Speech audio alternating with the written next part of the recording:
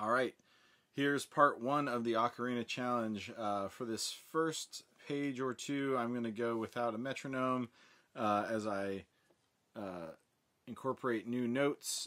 As I get into tunes that have metronome markings, I will have the metronome on either in the background or on in the headphones to allow people to have a steady thing to practice along with me if you choose to take the challenge and learn the Ocarina on your own.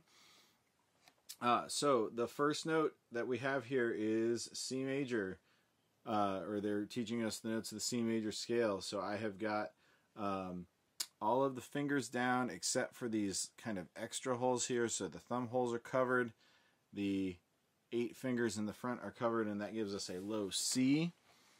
And we're going to play 4 measures of that as quarter notes.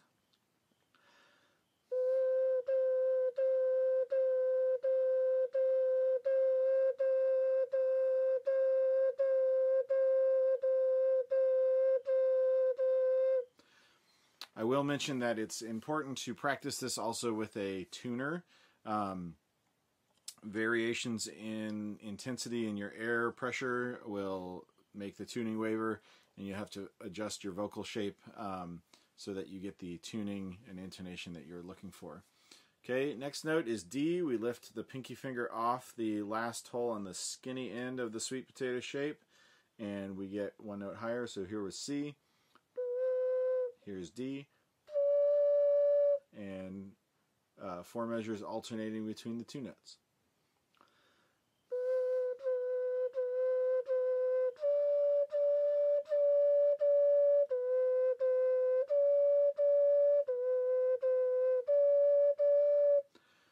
As a reminder, just like on any woodwind instrument, you only need to lift your finger enough to not disrupt the air from the note of the hole.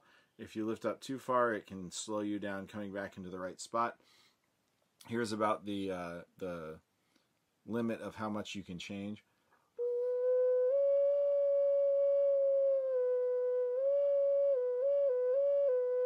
So about half your finger width. If you can get your finger about half your finger width off the hole, it's not going to affect the pitch, and you'll have good sound production there.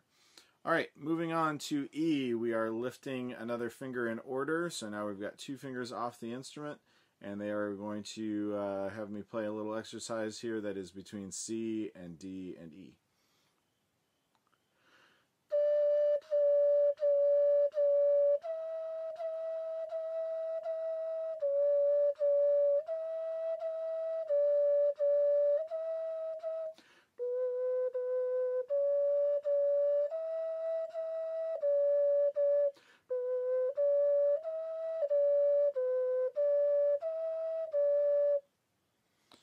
And then a second exercise incorporating half notes now. With these styles of windways, you often have to clear the moisture from your breath out of them. So put your thumb over the flipple area, the block, and just blow gently through to try to clear some of that moisture out. Sometimes you'll have to let it sit and dry out. You can also shake a little bit, try to get some of that moisture out of the windway. And it will feel like it's stuffy or congested if you've got moisture buildup in there. All right, here is the second exercise here on page 13, incorporating our first 3 notes and first 2 rhythms.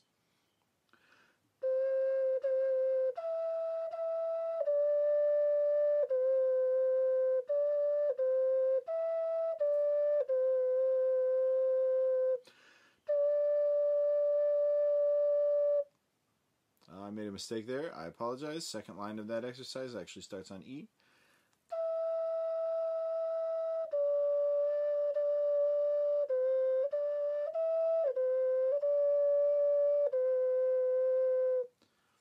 All right, moving on. That was pages 12 and 13. We've got good old Hot Cross Buns and Mary Had a Little Lamb here. They call for about 100 beats a minute. I will get close to that.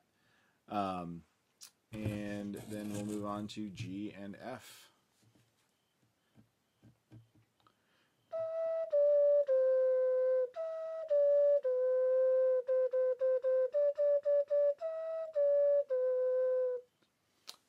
Mary Had a Little Lamb.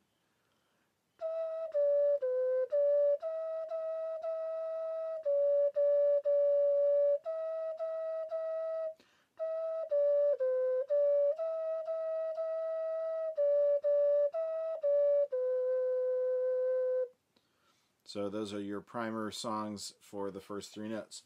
Now we're going to go further up the scale. You've lifted one finger to get from C to D, another finger from D to E, and now yet another finger from E to F. So we've got a half step here. It's got a slightly smaller hole. So we're going to get that E to F sound. Another tip here.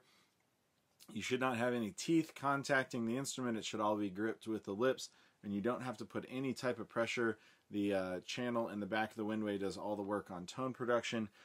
You need to be concerned with your vocal shape, getting a nice open O or U sound so that you get a lot of volume of air without having a whole lot of speed on it changing your pitch.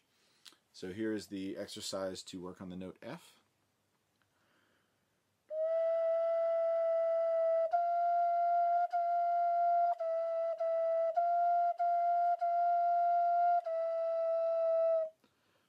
And then moving on to G, this is lifting our first finger on our right hand, so all of the right hand notes are off. There's a note in the book here that says you can, like on a traditional concert flute, you can move your pinky over to help counterbalance the instrument if you feel like you're losing your grip once you go to the right hand. So a little bit of thumb and pinky finger here to help support against the lip. And here's the exercise to incorporate G.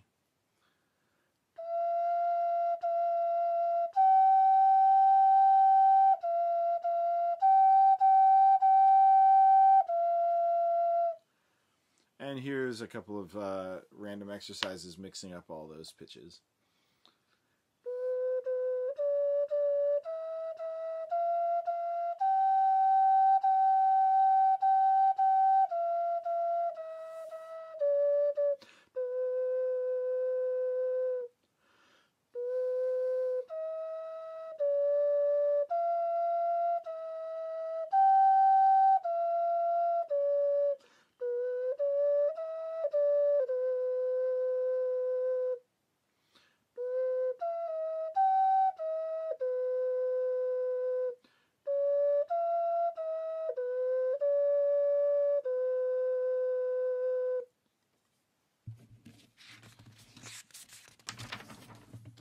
And the next couple of pages start with tunes that begin to have printed specific metronome markings. So I will start doing those with the Met either in the headphones or with a secondary metronome out on my stand, and stitch those together so you get several tunes, maybe 2 pages worth in one video. All right, enjoy the next chapter of the challenge.